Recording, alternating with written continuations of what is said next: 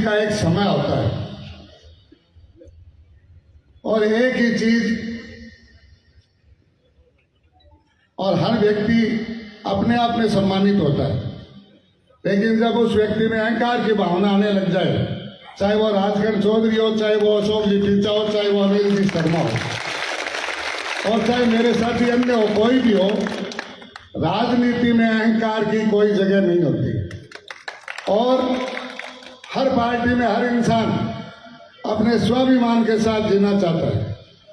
हर कार्यकर्ता ये चाहता है कि मेरी पार्टी में मेरा नेता मेरा सम्मान करे, मेरी जगह मेरी इज्जत हो और मुझे मान सम्मान मिले। और जब इंसान के 40-40 साल के जीवन काल में जिस प्रकार भारतीय जनता पार्टी हो, कांग्रेस हो, सब कार्यकर्ता मिलजुल के रीढ़ की हड्डी बनकर एक वर्कर बनकर जब चुनाव में काम करता है, तब हार जीत मिलती है। और जीतने के बाद उस नेता की यह जिम्मेदारी बनती है कि वो अपने जिस सेना के बहाने या जिस सेना के सहारे से उन्होंने चुनाव जीता है, तो उनका सम्मान होना चाहिए। और कम से कम पद की गरिमा रखते हुए पदों का सम्मान तो जरूर होना चाहिए, चाहे वो मंडल अध्यक्ष बनाए, चाहे अपने किसी को किसी पार्टी का पदाधिकारी बनाए, उस पदाधिकारी को उस पद के मुताबिक मान सम्मान मिलना चाहिए। और ये जो शहर में पिछले 8 महीने से चल रहा है, ये आप सबने देखा है। मैं आभार व्यक्त करूंगा मेरे सभी 55 पार्षद साथियों का, जिन्होंने मेरे साथ, हमने कभी भारतीय जनता पार्टी और कांग्रेस नहीं देखी और शहर का विकास हम सब ने मिलके और बड़े जोरों से विकास का काम हमने शुरू किया और उसका लाभ भी जनता को मिला। जिसका सबसे बड़ा उदाहरण कच्चा बस स्टैंड है। ये कच्चा बस स्टैंड कोई अकेला राजकरण चौधरी नहीं कर सकता, मेरे सभी साथियों ने मेरा साथ दिया, तभी हम विकास का काम कर पाते हैं। मैं तो 2 ही बात कहने आ रहा हूँ कि टिकट मांगने का अधिकार सबको है। हमने भी टिकट मांगी, यहाँ भी आपकी पार्टी के लोगों ने भी टिकट मांगी और टिकट एक व्यक्ति को मिलती है। लेकिन टिकट मिलने के बाद जब किसी को टिकट मिलती है तो कम से कम कार्यकर्ताओं की राय पूछी जानी चाहिए कि भाई आप किसको चाहते हो, शहर का विकास कौन कर सकता है, शहर के विकास का भागीदार कौन है, पार्टी को संभाल के कौन रख सकता है, वो पूछना चाहिए। अब खैर इसमें तो बात नहीं करूंगा, लेकिन टिकट मांगने का हक सबको है, मांग ली।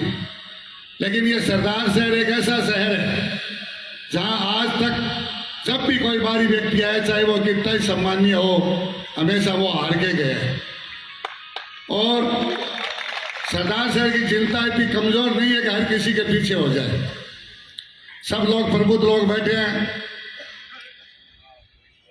हमारे सभी साथी जो मेरे साथ आए हैं,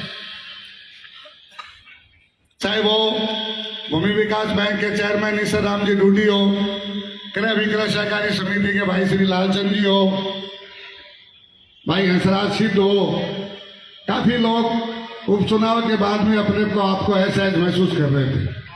और पिछले 8 महीनों में हमारे साथ जिस प्रकार का बिहेव हो रहा है, वो पूरे शहर की और देहात की जनता देख रही। और बकरा मंडी की एक मीटिंग का मैं चर्चा यहाँ जरूर करना चाहूंगा, उसमें मुझे भी बुलाया गया था। और उसके बारे में जो एक अपमानजनक सगे मेरे साथ आए मेरे भाई श्रवण चिरानिया जी यहाँ बैठे हैं, समाज विशेष के लिए हो चाहे व्यक्ति विशेष के हो, नेता जब बनता है तो नेता को एक एक शब्द तोल के बोलना चाहिए। अगर बोलने का ध्यान नहीं, तोल के बोलने बिना नुकसान होता है। वहां इस प्रकार की भाषा का मैं अपने आप को अपमानित महसूस किया, मैंने जलील महसूस किया कि मेरी आंखों के आगे ये कहा गया कि किसी की मां ने अगर दूध पिया है तो रोक के दिखा लेना। और उसका इशारा मेरी तरफ भी था उनका, तो मैं आज तक ये नहीं समझ पाया कि वो किसको निकाली। अगर मुझे निकाली तो मैं भी कोई बिना समाज का नहीं हूं, और अगर मेघवाल समाज को निकाली तो मेघवाल समाज भी अपने आप में आज बहुत सक्षम है, 50,000 वोटों का मालिक।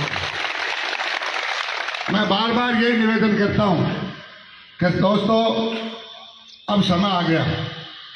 अब जो 30 सालों से पीछे चल रहा है वो अब चलने वाला मामला नहीं है। अगर इस प्रकार चलता रहा तो आने वाली एक पीढ़ी और भुगतेगी।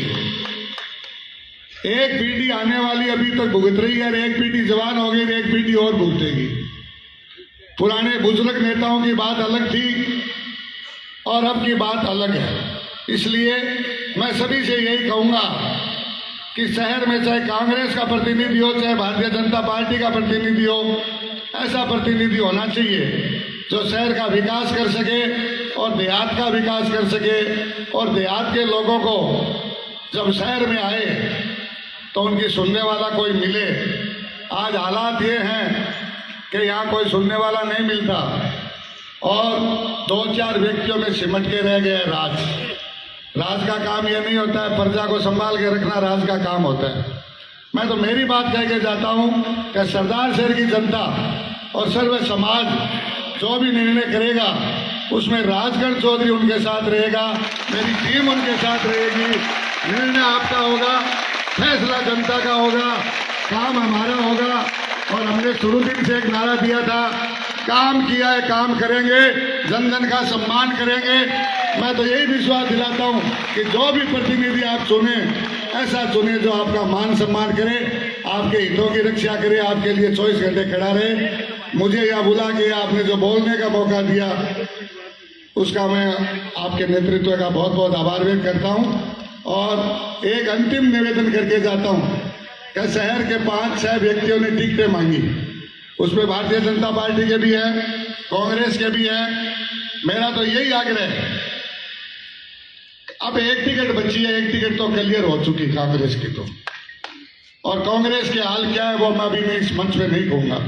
लेकिन अब जो टिकट मिलनी है वो आप सभी अपने नेताओं से कह के ऐसी टिकट दिलवाएं जो आपके हितों की रक्षा कर सके। बाहरी व्यक्ति को लाके और वहां से वो बाहर चले जाएंगे, फिर अपने ढूंढते रहेंगे, कोई फायदा नहीं है। इसलिए आप जो भी निर्णय आपका नेतृत्व करे, अच्छे एक नेता को टिकट दिलवाएं ताकि आपकी रक्षा कर सके। आप लोगों ने जिस प्रकार का मुझे यहाँ बुला के मान सम्मान दिया, मैं मेरी तरफ से, मेरे साथियों की टीम की तरफ से आप सबका बहुत बहुत आभार व्यक्त करूंगा। और ये आपको विश्वास दिला के जाता हूँ कि अन्याय के खिलाफ लड़ेंगे। ये भाई के किसी के मन में भ्रम है कि ये डर जाएंगे या झुक जाएंगे या कहीं जाके पैर पकड़ लेंगे, मोहनलाल चौधरी का बेटा ऐसी रात पैदा नहीं हुआ। मर सकते हैं, झुक नहीं सकते। बहुत बहुत आपका आभार, बहुत बहुत